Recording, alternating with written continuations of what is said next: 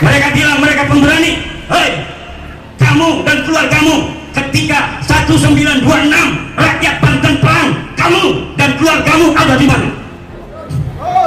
Ketika 1888 Cilegon perang, ente dan keluarga ente ngumpet di mana? Ketika 1825 perang Jawa, ente dan keluarga ente ada di mana? Ane cari kagak ada.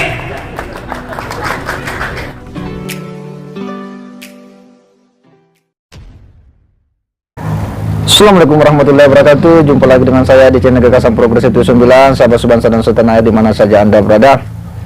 Ada hal yang cukup menarik dan penting untuk kita teruskan kepada publik Indonesia, khususnya umat Islam. Salah satu ceramah dari Kiai Imaduddin Usman yang ini sepertinya ya ceramah yang masih baru, dimana Kiai Imaduddin Usman ini berceramah dengan begitu bersemangat, begitu berapi-api di Padepokan Sunan Kalijaga ya, pada suka binaan dari Kiai Haji Syarif Rahmat ya. Dia pun diundang berbicara dan sangat berapi-api beliau menyampaikan bagaimana para kiai-kiai Banten zaman dulu, para ulama-ulama Banten itu begitu getol melakukan perlawanan terhadap penjajahan Belanda dan VOC ya. Lalu pun dia menyajikan ketika kiai-kiai Banten dan para santri mengobarkan perlawanan, di manakah kelompok-kelompok yang hari ini itu banyak mempersoalkan Kiai Imaduddin Usman, di mana mereka kakek-kakek mereka, di mana para leluhur-leluhur mereka di saat para kiai dan santri melakukan perlawanan terhadap Belanda. Dan informasi yang kita dapat bahwa ternyata ya sebagian dari mereka ya ada oknum habaib yang justru ada di pihak Belanda.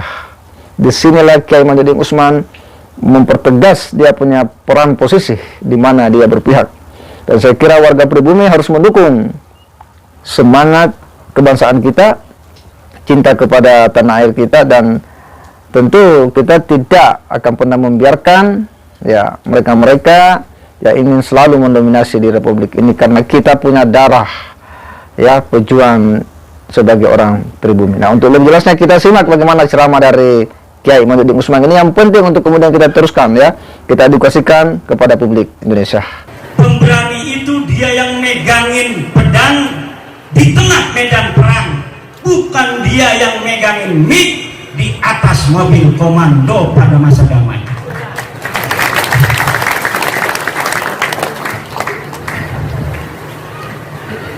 Ada orang ngajak-ngajak perang, megangin mic, teriak-teriak, siap perang, siap, siap perang, siap. Ya perang sama siapa? Kita kagak ada musuhnya, betul? Perang sama siapa? Perang sama polisi, bugot ente. Perang sama tentara, Anda mau memberontak negeri. Nggak ada penjajah, kita aman-aman saja. Ngadain acara pada suka hari ini aman tentram, betul nggak? Malam kemarin saya ceramah ditolak, menolak Imaduddin pemecah belah umat. Saya datang aja, ngapain coba, mana kagak ada yang ngomong. Kita sudah bisa ukur saudara keberanian orang-orang yang hari ini ada di Indonesia. Orang-orang yang hari ini ada di Indonesia, yang berani siapa? Yang berani adalah mereka, orang-orang Indonesia yang leluhur mereka ada di Surabaya pada tanggal 10 November 1945. Mereka bilang mereka pemberani. Hei, kamu dan keluargamu ketika 1926 rakyat Banten perang, kamu dan keluargamu ada di mana? Ketika 1888 Cilegon perang, ente dan keluarga ente ngumpet di mana? Ketika 1825 perang Jawa, ente dan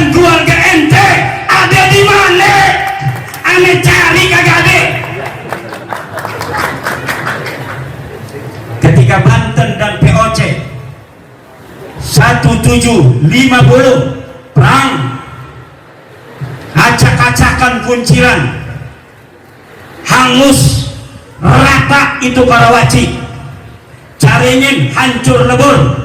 Kita ingin mengusir para penjajah di bumi Banten dan DKI Jakarta.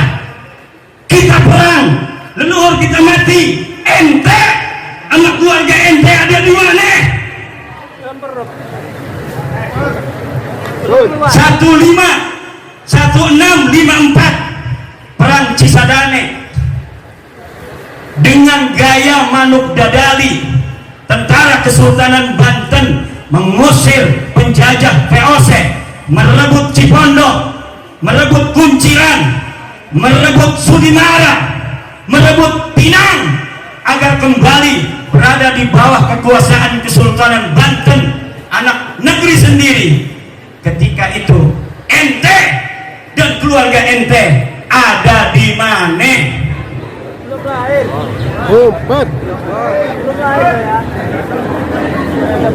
Ketika Sunan Ampel datang ke Banten pengen ngajarin Islam di orang-orang Banten, kemudian Sunan Ampel kagak diterima orang-orang Banten. Kenapa? Karena dia bukan orang Banten.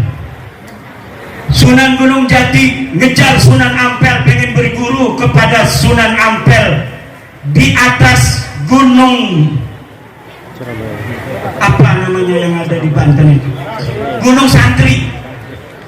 Sunan Ampel di Gunung Santri ngajarin santri, orang-orang nggak ada yang mau masuk Islam. Sunan Gunung Jati mendengar Sunan Ampel ada di Banten, dia kejar dari Cirebon. Ternyata Sunan Ampel sudah pulang ke Surabaya. Akhirnya Sunan Gunung Jati kejar ke Surabaya, mondok di Surabaya, lalu belajar agama Sunan Gunung Jati pada Sunan Ampel. Ketika itu, ketika Sunan Ampel dengan susah payah menyebarkan agama Islam di Banten, ente dan keluarga ente ada di mana? Kemudian kata Sunan Gunung Jati, kata Sunan Ampel, wahai Gunung Jati, kalau kamu mau menyebarkan agama Islam di Banten, kamu diterima di Cirebon, wajar, kamu punya ibu orang Cirebon. Tapi kalau kamu ngajarin agama Islam di Banten, gua bakal diterima. Saya pengalaman di Banten gak ada orang berbondong-bondong mau masuk Islam, karena yang nyebarin saya bukan orang Banten. Terus gimana, wahai guru, saya harus nyebarin Islam di Banten? Ente wirid hijib maghrobi, cewek cantik orang Banten, ambil jadikan istri. Akhirnya ada cewek cantik Nyai Kaum Anten, gini.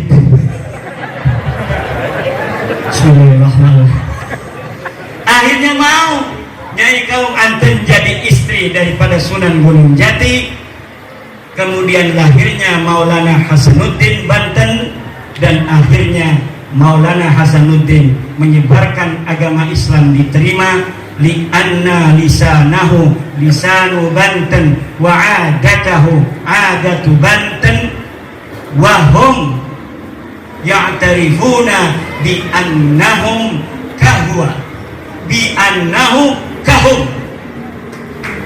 Orang-orang yang berpikir seperti ini dalam cara-cara menyebarkan agama Islam di Nusantara tidak akan mengalami benturan dengan orang-orang Indonesia. Dan hampir seluruh para wali-wali yang ada di Indonesia, min Aceh ila Lampung, wa min Merak ila Banyuwangi, wa min Bali ila NTT, wa min Maluku ila Papua, ada cara-cara pernikahan yang ditempuh untuk menyebarkan agama Islam.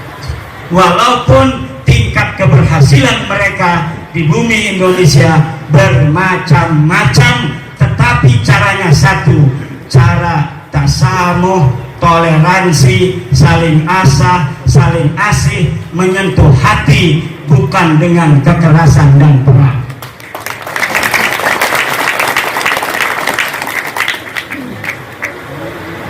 Ini ada orang yang kekerasan,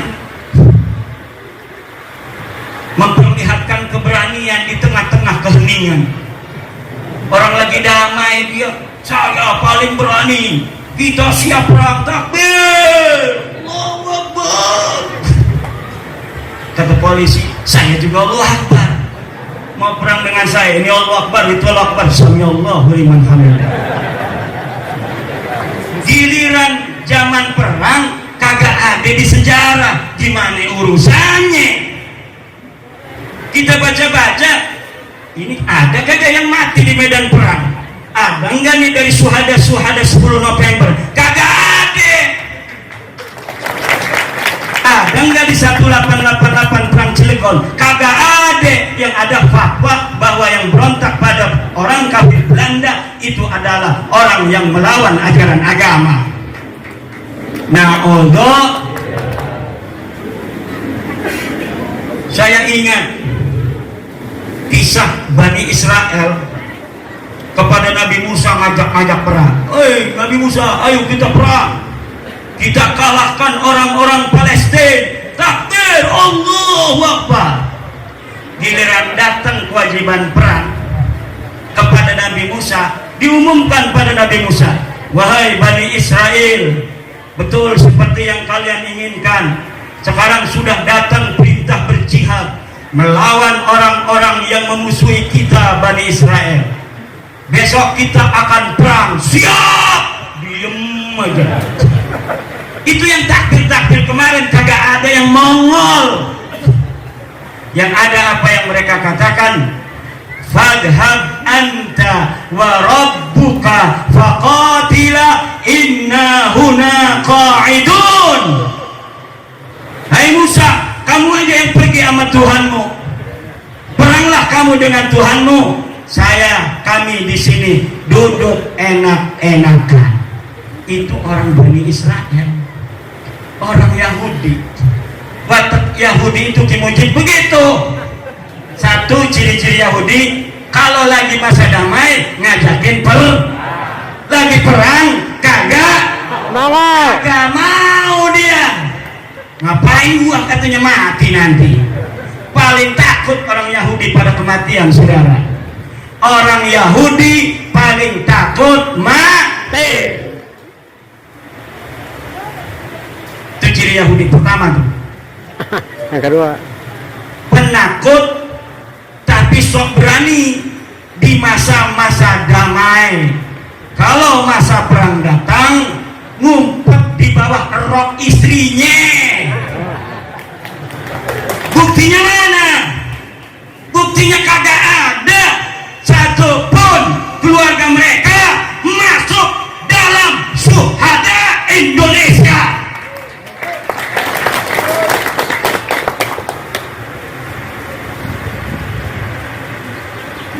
Coba yang pura-pura berani itu, yang sok berani, urut dari namamu sampai Ubaidillah, ada nggak yang mati di medan perang?